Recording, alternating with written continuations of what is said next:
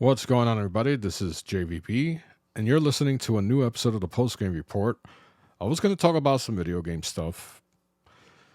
After all, the Post Game Report was created because we created a huge community within the video game realm, and the Post Game Report was the ultimate community podcast. If you never listened to the Post Game Report before, back in the day, and I'm talking about 2009, 2008, when we started, we used to feature a lot of community members. And from that, those community members went and created their own podcast. And then from there, some of them actually began working in the gaming industry because these community members were pretty young. Some of them were in college. And they decided, you know what? I'm going to change my curriculum. I'm going to change my freaking major.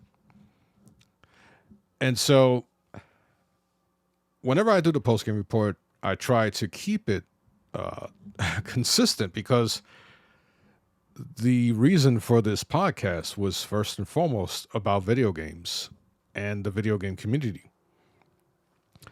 But as I was sitting here, because some of I talk about the New York Giants on one segment, which I keep it separate. So I create two podcasts every time I record. I do my football, and then I take a little rest, and then I'll start recording something about video games. A lot of times I'm trash talking, talking about the trolling people. I'm trying to make it fun for me. And that's the whole point. That was always the point of doing podcasts, was that it is something that I, myself, loved doing. So I do it so that I'm having fun. And if people enjoy the type of fun I'm having, then so be it. And I thank them for it. And I appreciate all the support. And there are some people who still listen and still support the podcast by listening. That's all I ever ask for. I don't have a Patreon. I don't have a fucking GoFundMe. I don't tell people to subscribe. I don't tell people to subscribe to my podcast. I don't even, and I used to ask for people to rate the podcast. I don't even do that shit no more because people know exactly what they want. If they want to subscribe, if they want to rate my podcast, they will do it. At least that's what I think. At least I assume that the listeners that listen to the postgame report are smart enough to do as they please. That's how I treat people in real life. I don't treat people like they're stupid. I don't tell people, hey guys, don't forget to subscribe and tell your friends. Nah. You would normally do that if you like something. So it's just something that I do personally. And it drives me crazy when I hear other people do it because it makes me feel like they don't believe that the audience is smart enough to make their own choices. Now, as you can tell, this particular episode, I had some like things I wanted to talk about. I wrote them down on my phone. PlayStation selling 30 million PlayStation 5s and, the availability of games for the PlayStation VR2 headset. And Microsoft saying they really don't know how impactful, how much money Call of Duty makes and stuff like that. Everybody's talking about that shit. So the fact that it's old news already because the gaming industry, that's how it is. If you wait a few days, nobody really wants to hear about it. So this is random, whatever the hell comes up in my broken head.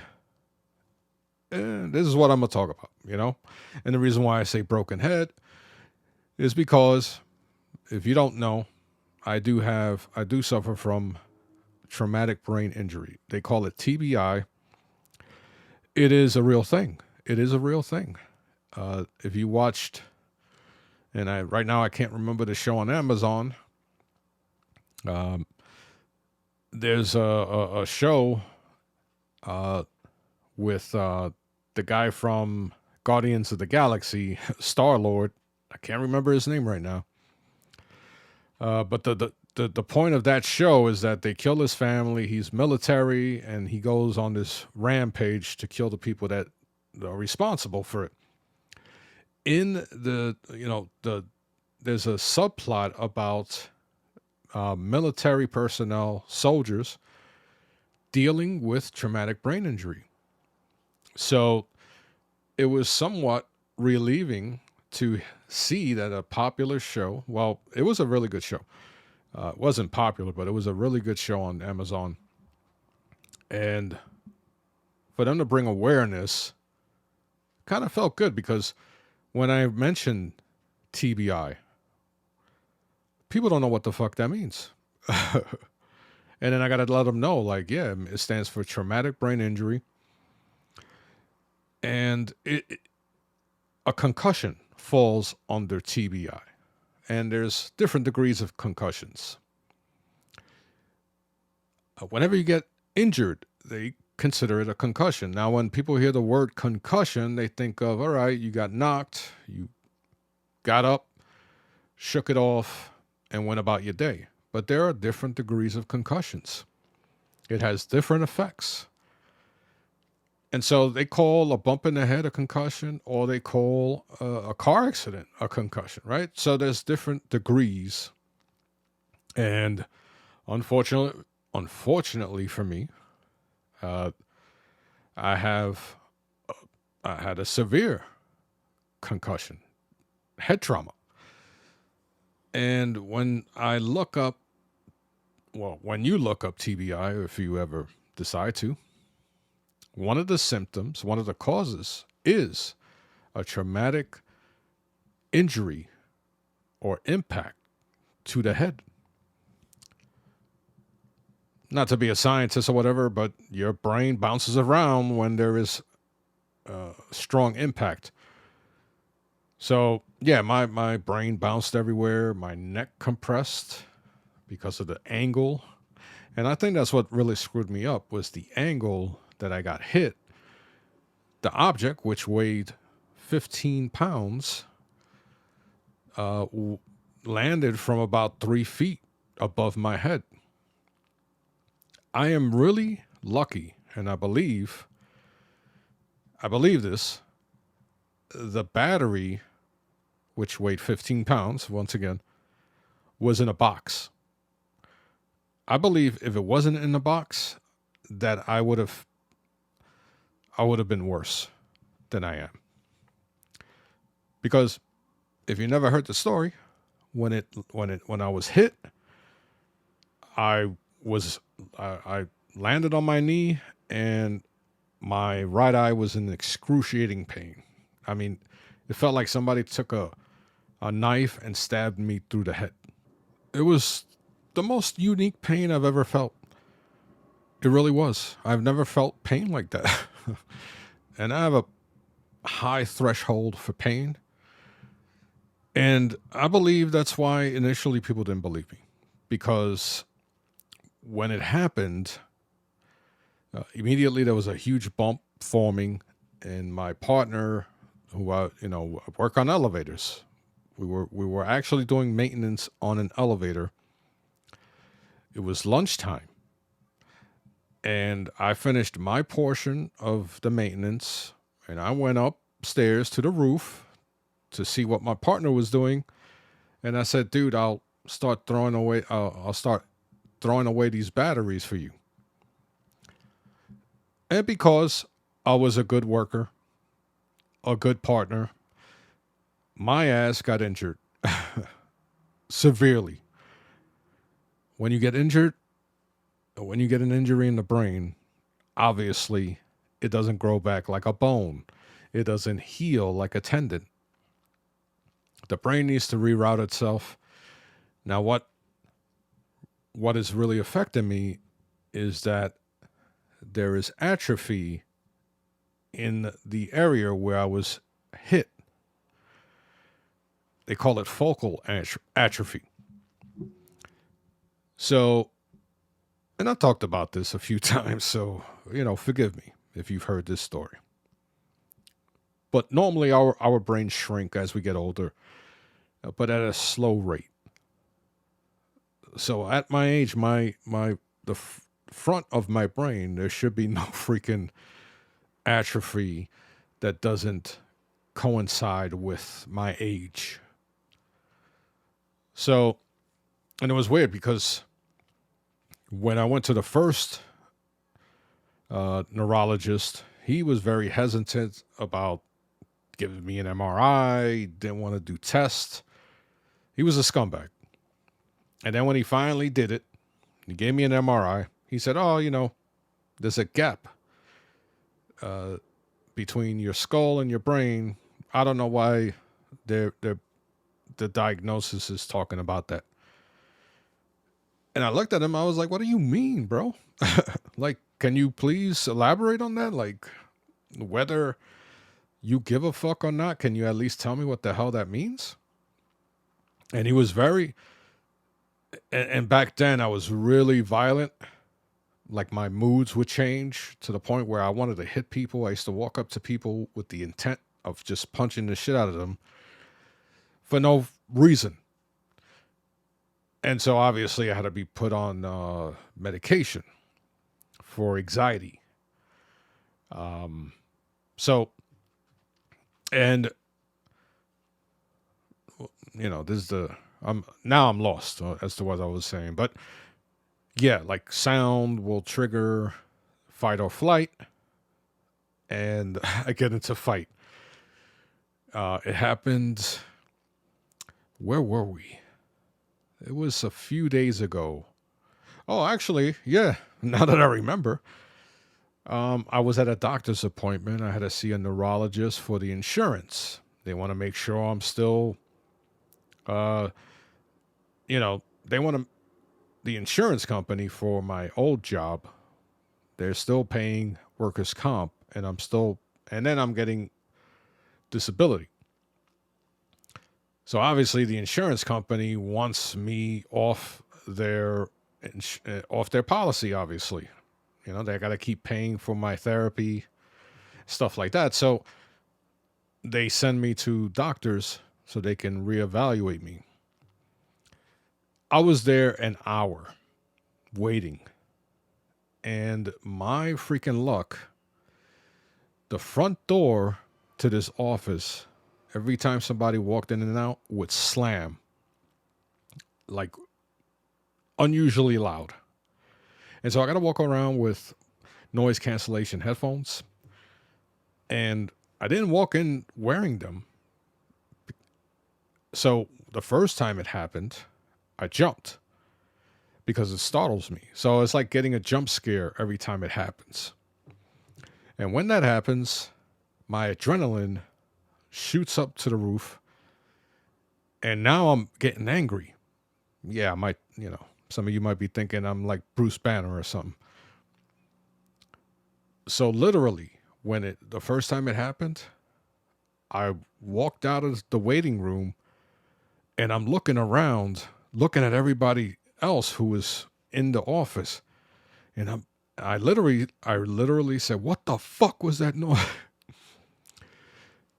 So, and it's weird. As it's happening, I'm trying to control myself. I'm taking deep breaths. I'm sweating. And it kept happening. I would jump, kept happening. I would walk back out and I would say the same shit. I'm like, "What the fuck?" And then I was about to leave because I was like, "Look, I'm going to wind up cursing out these people and it's not going to do me any favors." So I text my wife. She was outside waiting in the car and she's telling me to calm down. So it helped that I was able to, because usually my wife is with me. So she's like the one that really kind of calms me down. At this point I'm wearing my noise cancellation headphones, but even with that, I feel it's like a vibration because it's so freaking loud. So it's like something pushing me. It's the weirdest shit. So I finally see the doctor. I immediately tell him, you guys need to fix that fucking door because you're dealing with people with head injuries and you got this fucking door slamming and creating loud noise. And how is that going to help your patients? And the fucking doctor looked at me like I was stupid. He didn't give a shit. I waited an hour for the dude to ask me a few questions and then tell me to touch my toes. And no, he wasn't standing behind me, perverts. And asked me to stand on one foot, my left, my right, and then said, thank you. So, and it's weird because before this doctor, I had to go to Manhattan before when I had to see a neurologist for the insurance. They would send me to Manhattan. And that neurologist, she used to take her time and talk to me. We would do balance. She would test my balance, stuff like that. She even talked to my wife. It was inside of a Manhattan building. So it was like an apartment. So it was one person at a time. There was no big waiting room with freaking 8 people waiting. It was by appointment. So it was even the lighting it was like a dim lighting, like because you're dealing with people with different sensitivities, different problems. And she told me both times that I went to visit there previously that I needed extra help, that I needed balance therapy, which they keep denying the insurance. She even said I need, holy crap, I just forgot. She said I need, holy shit. My bad. She said I needed, not voice therapy, because I'm not singing. Speech. There we go. Speech therapy. Because the reason why I do 2 podcasts at the same time, and I do them at different times, is because if I'm tired, I will slur a lot. And I can't say certain words. So I have to like drink coffee. I have to like be in a very particular state. My mental state, my body needs to be right for me to do a podcast. I can't just randomly go to somebody's podcast and talk the way I used to. I need to be at a particular, I need to have a certain amount of energy, and mentally I need to be right. And that's why I do 2 podcasts back to back. I record them, edit them, upload them, and then I'm done for the rest of the week. And it's been a few weeks since I've actually recorded a PGR. So, and that's for a reason. There's been a lot of things going on. Obviously, a new year. So happy New Year. I don't know if I said that to you guys. And, we had Christmas, we had New Year's, a lot of people coming in and out, traveling. Now, here's the other thing. When family's over, like we had family for Christmas and for New Year's, and we're talking about 15 people. About 15 people and a fucking dog. Not my dog. They brought their dog twice for Christmas Eve and New Year's Eve. And it's funny, the dog started barking randomly. It's a little dog. And I was ready, once again, that fight or flight kicked in. And I was talking to somebody. And I jumped. And I was like, yo, I'm about to fucking kick this fucking dog. So, and I meant it. I meant it. Lost where I was at. Oh, the holidays. So my wife had surgery on December 20th. And so people had to come to us, and I had to wear my fucking noise cancellation headphones while everybody was around. And then they were playing some game. There was some Christmas games, I guess is popular. And I had to hide away in my room, away from the noise, because it was just too much going on. The same thing for New Year's. Now, New Year's Eve, I knew was going to be tough. Because just like everybody else back in the day, leading up to the countdown, you start hitting, you take your pots and pans, you're hitting them, you have your freaking noisemakers, your horns. I had to I own these little earplugs that are designed supposedly for the gun range. So I'll wear those on occasion. They have a foam tip. So I tried those. I went out. It wasn't working. And this is like a minute before the countdown. So people are already using the noisemakers and the horns, whatever. I put on my Apple iPods Max. The big ones. Big iPods that are expensive. Usually I wear these in the airport, on the plane, and they do a great job of canceling out noise. Only reason why I don't wear them out in the street, number one, they're not weatherproof, and I didn't want to look like a snob. So I went out, I went back to my room, I put these on, and I went to the living room where everybody was at. The same thing. Certain frequencies, when you have noise cancellation on, was still going through. So my wife sees me going into the room. She follows me and she's like, "What's wrong?" I'm like, "Babe, this is not going to work. And I don't want to be inside when the countdown happens. I don't want to do that.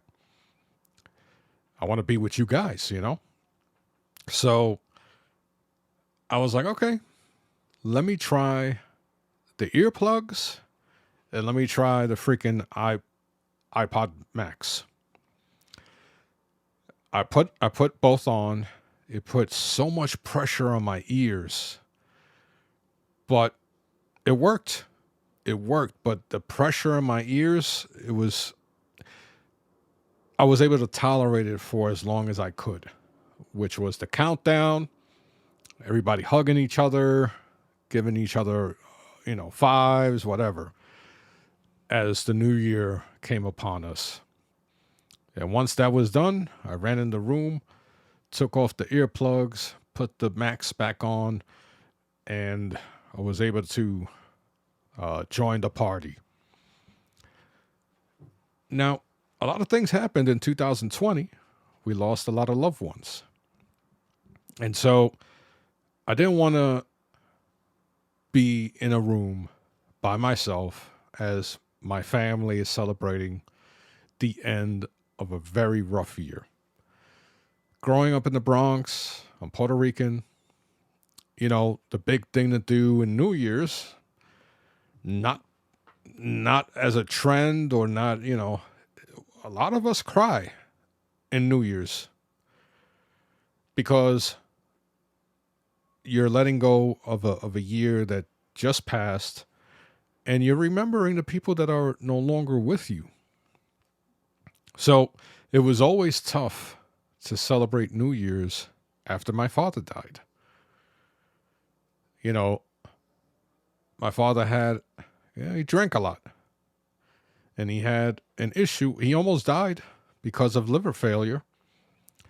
And the doctors told us, make sure your father never drinks again, because if he does, he may not make it. Fast forward a year, I see my father taking a shot on New Year's of 95. So as soon as 1995 came around, my father took a shot, and I'm like, "What are you doing?" He goes, "Look, I didn't think I was going to make it this year, so I'm celebrating. I lasted another year." And I'm like, "But what about the rest?" He goes, "I'll think about that when it comes." 5 days later, he passed away. So January 6th, which was yesterday, we celebrated the passing of my dad. And obviously, I thought about him when New Year's came, when 2023, when the ball landed and 2023 was here. The difference is I didn't cry because now from the brain injury, it just rewired me like totally. So things that made me emotional before are no longer affect me. It's the weirdest shit, man. It's the weirdest shit. So I'm saying this because, number one, I had nothing to talk about, but I felt like doing a podcast because I got the energy to do it. And I might as well just shoot the shit with those that listen to the post-game report, that have stuck with us, with me, since 2008 or whatever. The post-game report has been around a while. We're no longer like the community podcast like we used to be, but, there's still a small community of people that listen. And, I've always told the audience, I've always told people that wanted to get into podcasting that you need to be yourself. You need to be genuine with your audience. You need to be truthful. And you need to be yourself in order to last. And the one thing I can say is that I've always been exactly who I am. Unfortunately, the TBI has changed me. But at the core, I'm still the same JVB that I used to be. Now I just get a lot angrier. I get a lot angrier, not by choice. And that's me trying to be funny. But I'm very lucky that I can still do podcasting. I'm very fortunate. There's people with TBI. I mean, their heads are indented. They got to relearn how to walk. So I'm very fortunate. That's what New Year's is all about.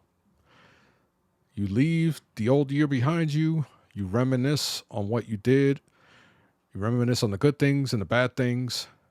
You think of what you didn't accomplish, and you try to accomplish them in the new year. Ever since being injured, and actually ever since I began to get older, I'm 50 years old now. So I'm like an elder when it comes to the gaming community.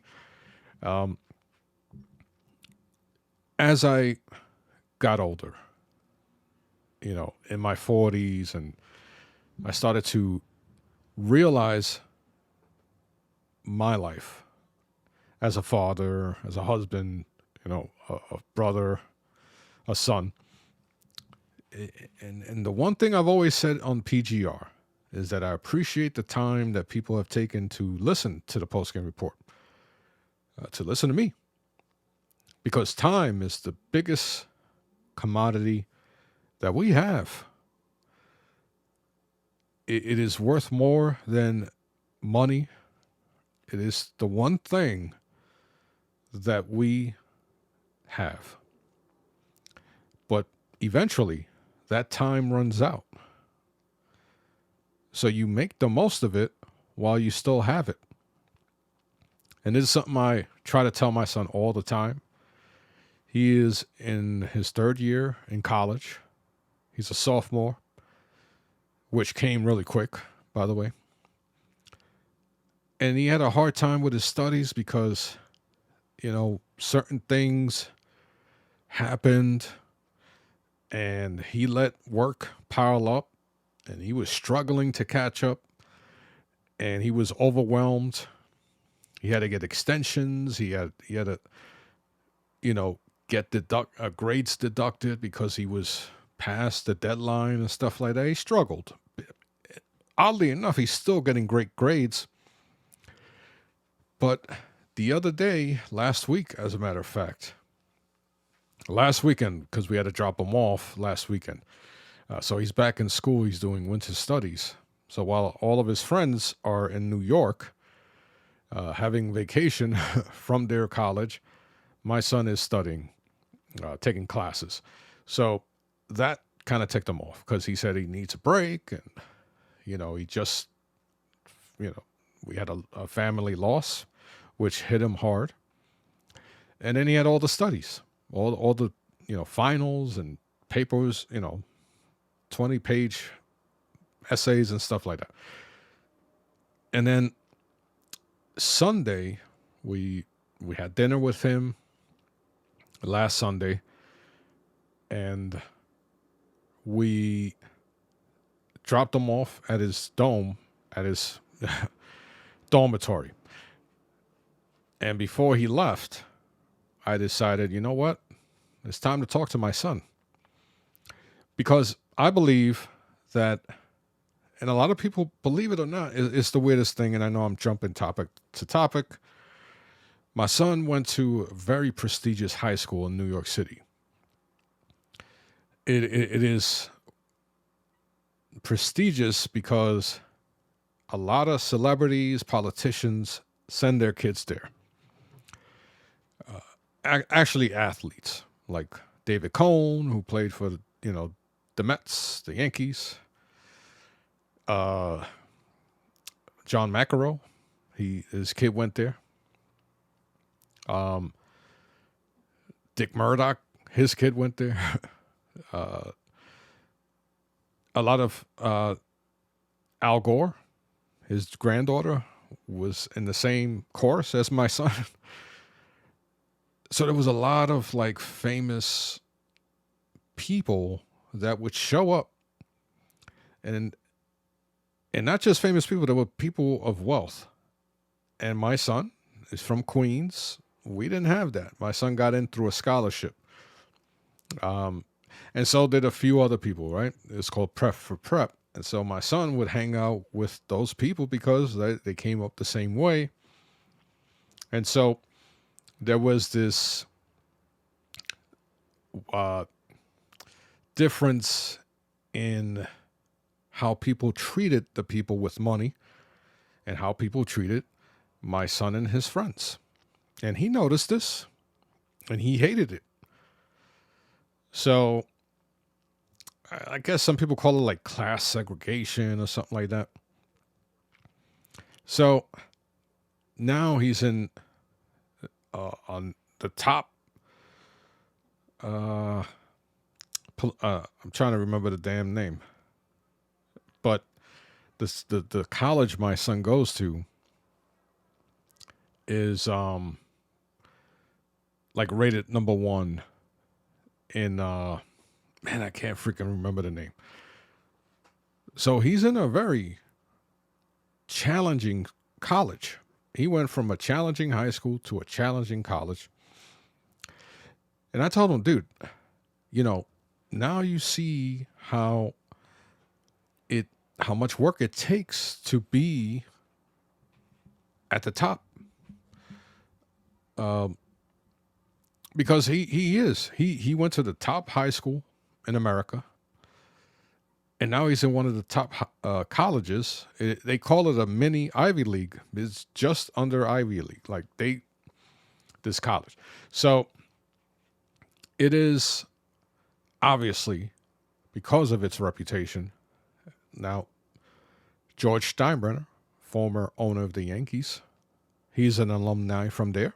So every year, my son and his fellow octets, which is the singing group, they've been around since the 40s. So my son is part of a very prestigious singing group within that college. Every year they sing at Yankee Stadium, they sing the Star Spangled Banner once a year. And the thing is, once you graduate, right, from this college, no matter how many years later, you are still invited to sing at Yankee Stadium. So 10 years from now, my son can go with the current, with the group of guys that are the octets and sing with them at Yankee Stadium. He goes to school with the children of two very famous actors. And that's just the ones that he know. So I told him, I said, look, you are in a situation where, number one, we are thankful for. Number two, you are getting an education that when you graduate is going to give you an edge because you went to two very prestigious schools. And in order to be in these schools, you need to do the work. We don't have the money for you to just coast. You need to do the work in order to stay where you're at. There's no way around it. And I told him, I said, college is like practicing football or any sport, usually, most of the time, whether it's rehearsing for a musical or practicing for a sport. The preparation is always going to be tougher than the actual event, right? So I told him the same thing applies to your education. You bust your ass, and then you reap the benefits when you are ready to go into the workforce because of the background that you have. You are going to get an edge because people know you survived 4 or whatever years in a very challenging school. And not just college, high school as well. His high school is why he got into this college, because he endured 4 years. Well, actually, it was more like 6 years of high intensity education. But he was having problems managing his time. And so I had to talk with him. I said, dude, you already saw what this type of place is going to do. It is not going to wait for you. The work won't wait for you. It'll pile up and you will find yourself struggling to catch up, and it will consume you. And then you are unhappy. You are, aggravated. I said, that's the same thing that's going to happen in life. When you waste the valuable time you are given, things pile up.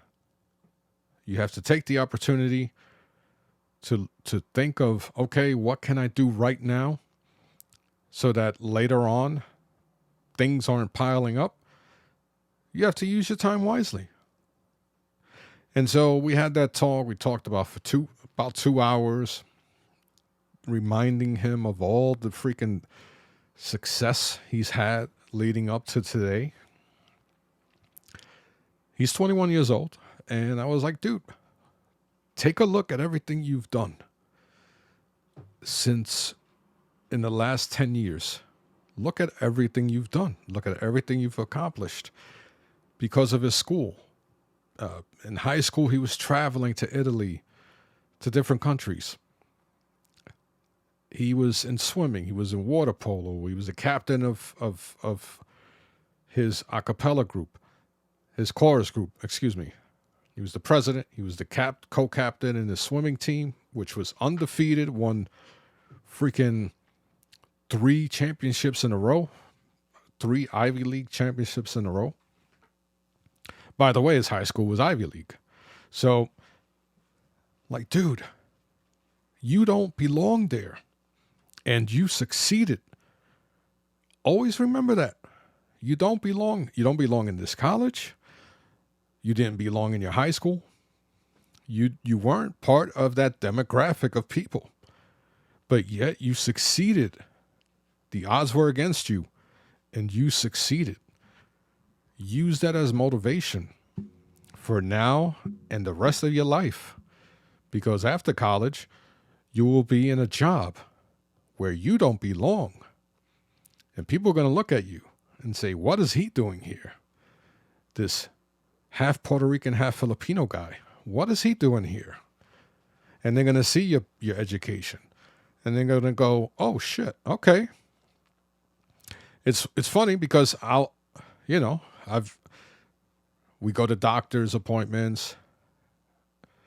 Like my wife's surgeon.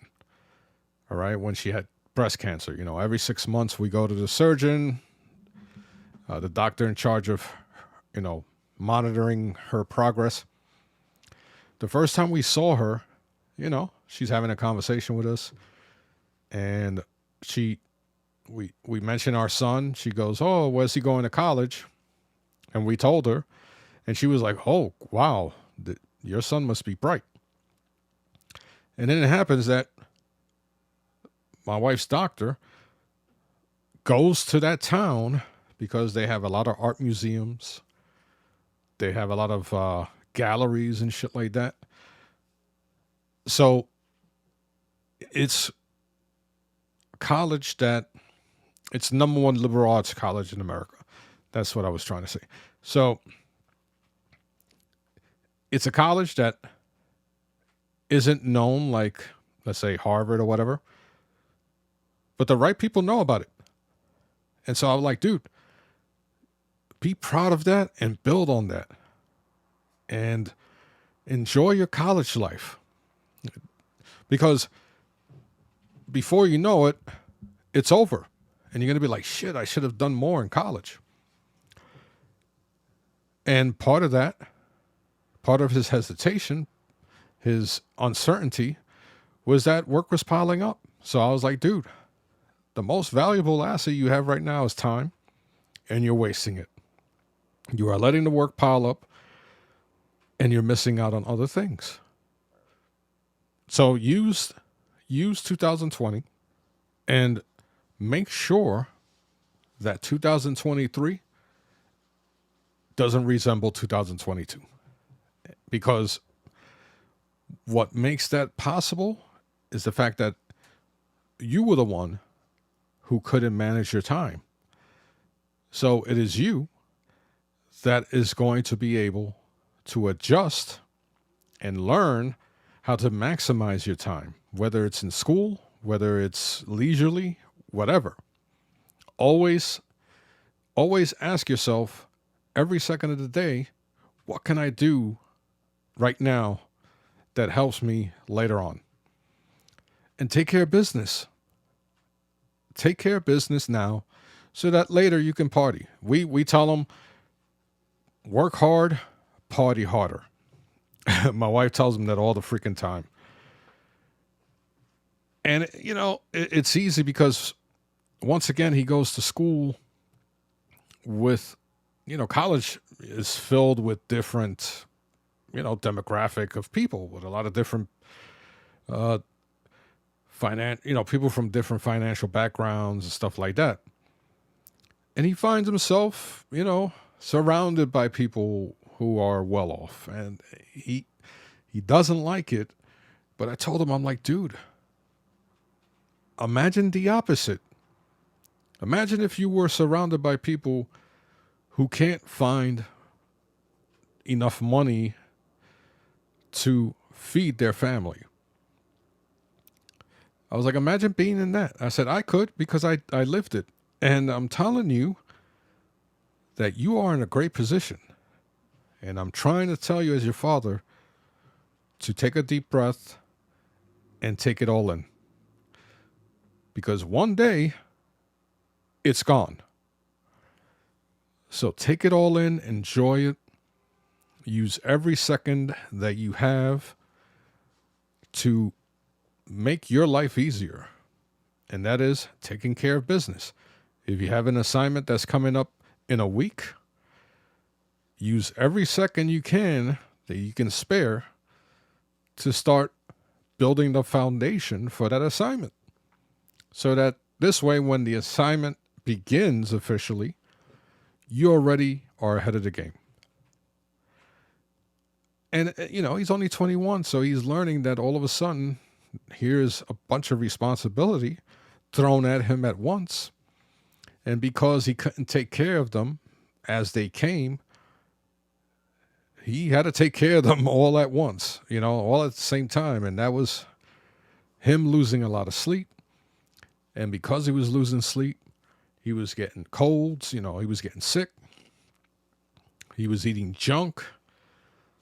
And he was down on himself. He's like, oh, I'm stupid. I can't, everybody else is doing this and that. I'm like, screw everybody else. It doesn't matter what everybody else is doing. It matters what you're doing. And you're doing this to yourself so you can change it. It is self-inflicted. So now you can remedy that problem. But it's you who has to come up with the remedy and be better. When I was working in elevators, I used to always think like, what can I do better next time? Okay, I fixed this elevator, but what could I have done better, more efficiently to fix it faster? And I would work on that. I would read prints. Even though I knew how to read prints, I would relearn how to read prints, relearn how to use a meter, practice on door operators, do whatever I could so that I am more efficient. And I could be prepared in case I have a bunch of shit coming at me at once. I know how to handle things. But that comes with experience, and that comes with self-motivation. So, my wife and I try not to talk to him too much and get on his case about, and we were holding our tongues. He'd be like, I got this assignment due tomorrow and I'm halfway done and I still have another one due next week. And we tell him in very subtle ways, like, dude, what do you, the hell? And so finally he's done with all his work from last year. So I'm like, dude, you're doing winter studies. There's only one class, and that's twice a week. You have time to use this as a practice to figure out how you can prepare for your work ahead of time and how you can put things in order so that you follow it every day. And you will see how you have time to do the shit you want to do outside of classwork. And then I also told him that, hey, sometimes life just throws a bunch of shit at you and you have no fucking time. And it doesn't matter if it's work or your personal life. So I'm like, but that comes unexpectedly. It is not self-inflicted.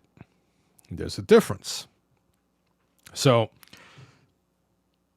as a parent, you can only do so much for your children.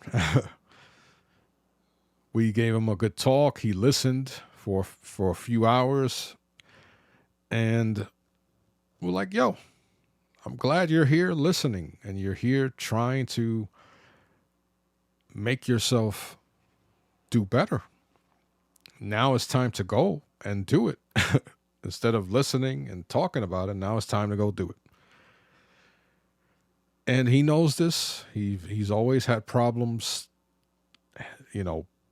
stressing out because he knew, man, I got to do better. And I'm like, yo, you're 21. Now it's time to stop making excuses. If you know there's a problem, fix it. Sometimes it's that freaking simple. So yeah, my son, thankfully, knock on wood, he, what every parent wants to see with their kids, they want to see them succeed. They want to see them live a life that you couldn't live. So I'm very, obviously very proud of my son and very thankful for all the opportunities he's been given. And I tell him, yo, you earned that shit. You earned it. You remain thankful and humble, but never forget that you earned it.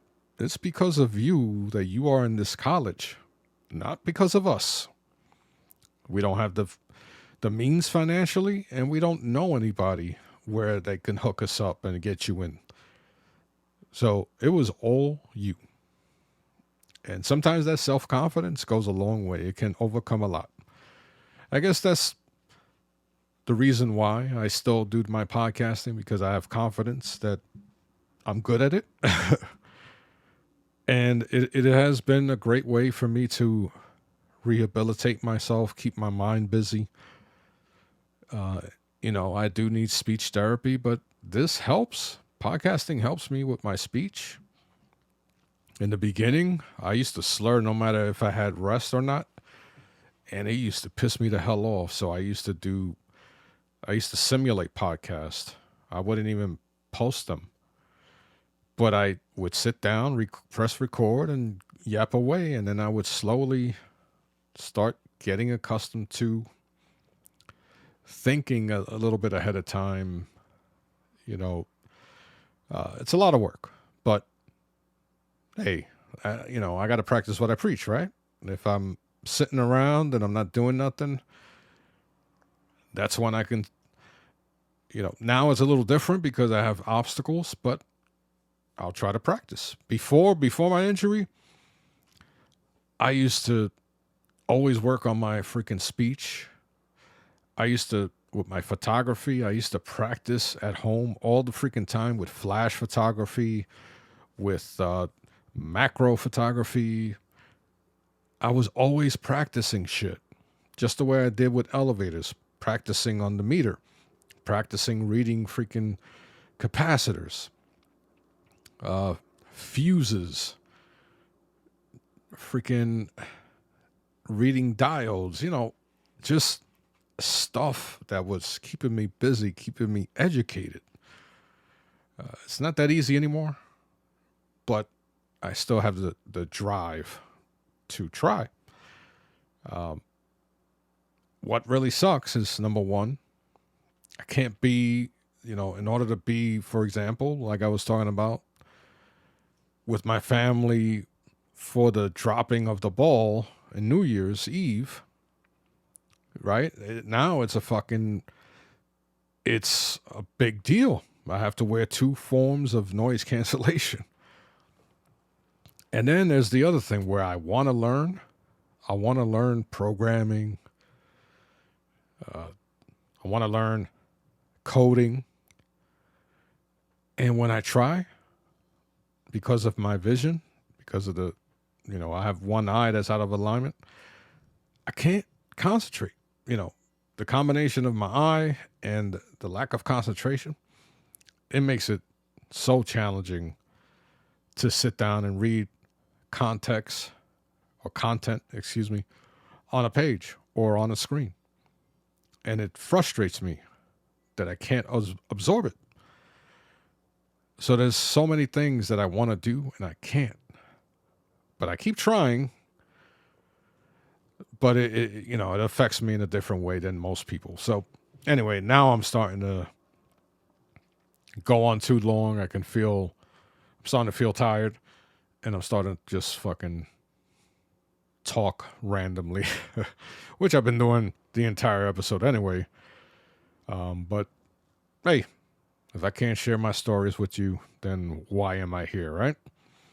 So anyway, I'm once again thankful for a new year, and I wish everyone a great 2023.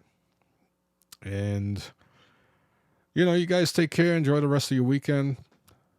Listen to my New York Giants podcast. Giants are in the playoffs, which is incredible. So anyway, I'm JVB. I'll talk to you guys later.